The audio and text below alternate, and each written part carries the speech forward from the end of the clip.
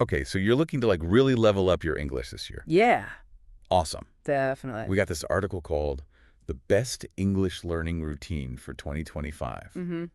And it's got some seriously cool ideas in it. Yeah, I'm excited to do a deep dive on this with you. I am too. It's pretty comprehensive. It lays out a daily routine, Yeah, it's, almost like a workout plan for your language skills. I was going to say like a workout plan, but for your brain. Exactly. Yeah. Now, I've always been a bit skeptical of routines, honestly. I've Yeah. never been a routine person. Yeah. But I know consistency is key when it comes to learning anything, really, Yes. especially language. Uh-huh. So why is that so important compared to, like, cramming a bunch of study sessions into, a weekend or whatever? Well, think of it like building a muscle, right? Okay. If you only hit the gym once a month, you're not going to see a lot of progress. Right. But if you're consistently working out, even just for like 20, 30 minutes every day, Yeah, those gains start to add up. they do. And language learning is very similar. Interesting. Yeah, those daily, even small interactions with the language help build fluency over time. So you're saying, like, instead of those big, massive one-off study sessions, we should aim for shorter, more consistent bursts. Exactly. Okay, I like that. Yeah. Speaking of consistency, this article breaks the routine down by time of day, Okay. which I find super intriguing. Yeah. It suggests starting your day literally by thinking in English. Mm-hmm. Now, I've dabbled with this a little bit before, Yeah. but I'm curious to hear your take on it. Sure. What's the benefit of incorporating this into a morning routine? Well, it's all about breaking free from that translation cycle Okay. that we often get stuck in. Yeah. And the article gave an example I really liked. Okay. Imagine you're getting ready in the morning. Instead of thinking, I need to brush my teeth in your native language, Right. you consciously switch to thinking, I need to brush my teeth in English. Okay. It seems like a small thing, but it starts to train your brain to process thoughts directly in English, Interesting. which is crucial for fluency. So you're almost like rewiring your brain slowly to think in English. Exactly. Like you're creating an immersive English-speaking environment in your own head. Yes, exactly. I like that. Yeah. Okay, so once you've, had your English thinking shower, Right. the article recommends some passive listening during your morning routine, like podcast videos, whatever you enjoy. Right.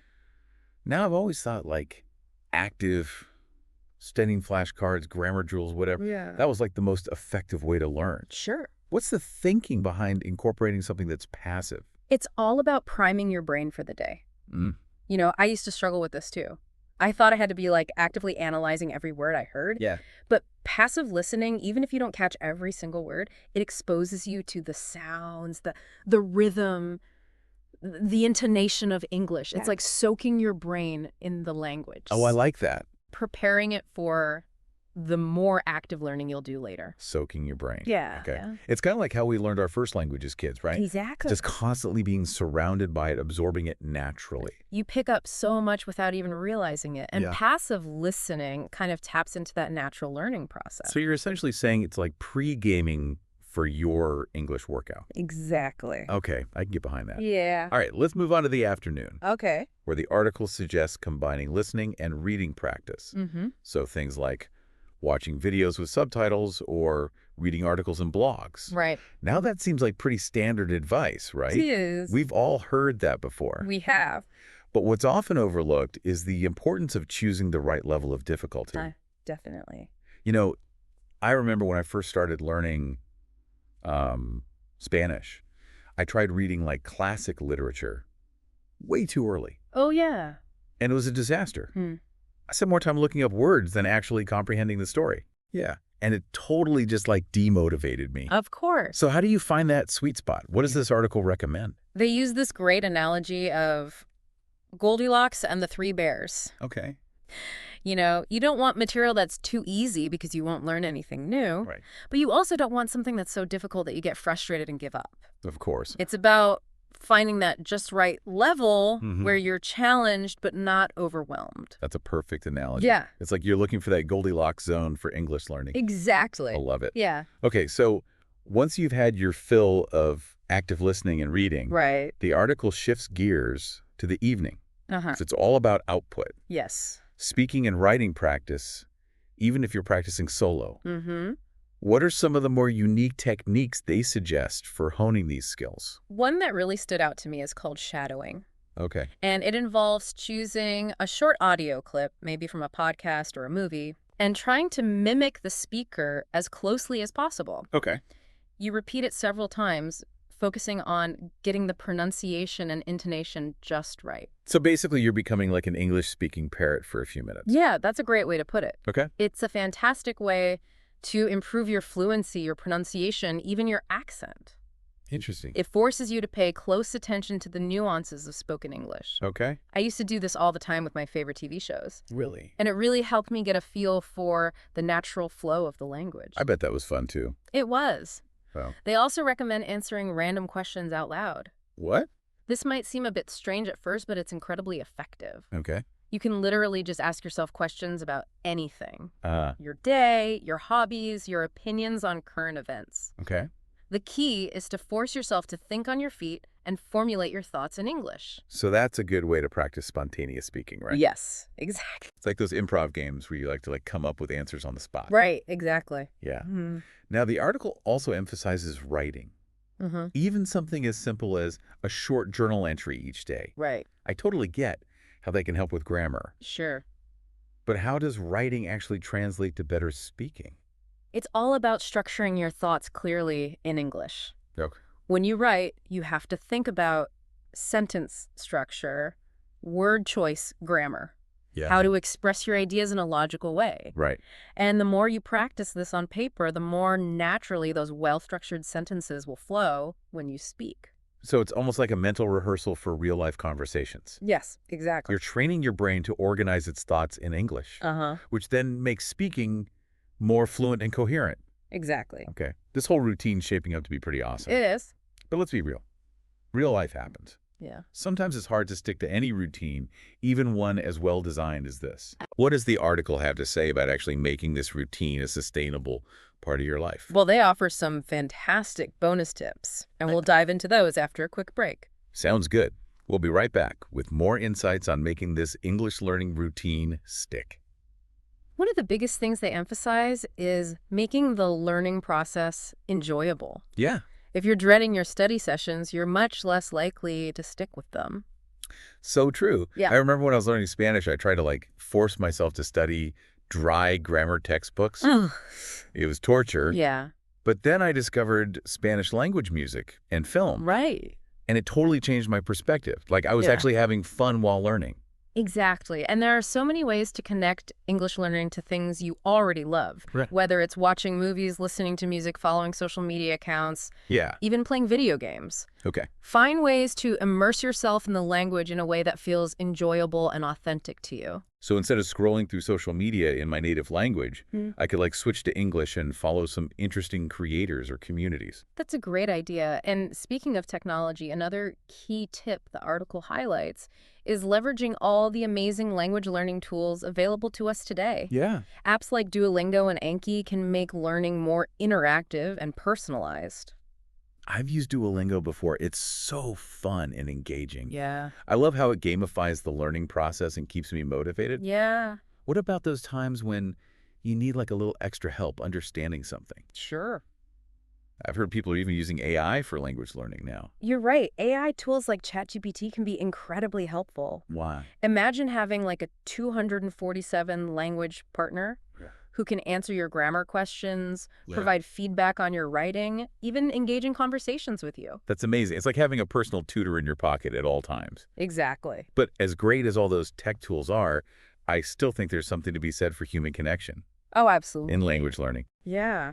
You know? The article really emphasizes the importance of joining a community. Okay. Whether it's finding a language exchange partner, joining an online forum, or attending in-person meetups. Mm-hmm. Sharing the learning journey with others can provide support, motivation, and even a sense of accountability. I can imagine how helpful it would be to have someone to practice with. Yes. Someone who understands the challenges and can celebrate the victories with you. Exactly. And it's also a great way to get exposure to different accents and speaking styles, Yeah. which is essential for developing well-rounded comprehension skills.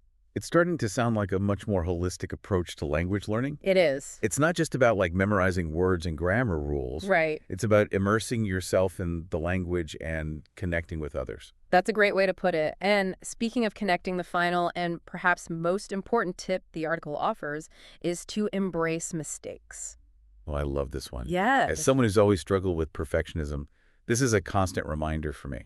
It's so easy to get discouraged when you make mistakes, Of course. but they're truly a vital part of the learning process. I completely agree. It's important to remember that everyone makes mistakes, especially when learning a new language. Yeah. It's how we learn and grow. Mm. Instead of seeing mistakes as failures, view them as opportunities to learn and improve. It's like those inspirational quotes you see. Yes. Mistakes are proof that you're trying. Exactly. Yeah, it's about shifting your perspective and seeing mistakes as stepping stones on the path to fluency. I love that. Okay, we've covered a lot of ground here. We have. From thinking in English to embracing those inevitable stumbles, this routine is packed with actionable advice. It is. But before we move on, is there anything else the article mentions about making this routine stick? Actually, they have a really interesting point about tracking your progress Okay. and reviewing what you've learned. Oh, I'm all about tracking progress. Yeah. It's so motivating to see how far you've come. It is. What do they recommend? One suggestion is to record yourself speaking English once a week. Okay. It doesn't have to be anything fancy. Uh-huh. Just a short recording of you talking about your day, something you're interested in. Right. Listen back to it a week or two later, and you'll be amazed at how much you've improved, even in just a short amount of time. That's such a simple yet powerful idea. It is. Sometimes it's hard to see our own progress when we're so focused on the day-to-day grind. Absolutely. Another suggestion is to make a conscious effort to review the new words and phrases you've learned throughout the week. Mm-hmm. And don't just passively glance at them. Okay. Actively try to use them in sentences, whether you're writing or speaking. Right. That's how you really solidify them in your memory. It's like taking those new vocabulary words out for a test drive. Exactly. And speaking of test drives, the article also talks about setting small, achievable goals for the week. Yes. Why is that so important? It helps break down that big, potentially overwhelming goal of learning English Right. into smaller, more manageable steps. Okay. It could be anything from learning a certain number of new idioms to having a 5-minute conversation in English with a language partner. Mm-hmm. These concrete goals give you something to strive for and help you stay focused and motivated. It's like setting those mini milestones along the way, Yes. so you can celebrate those smaller victories and build momentum as you progress. Exactly.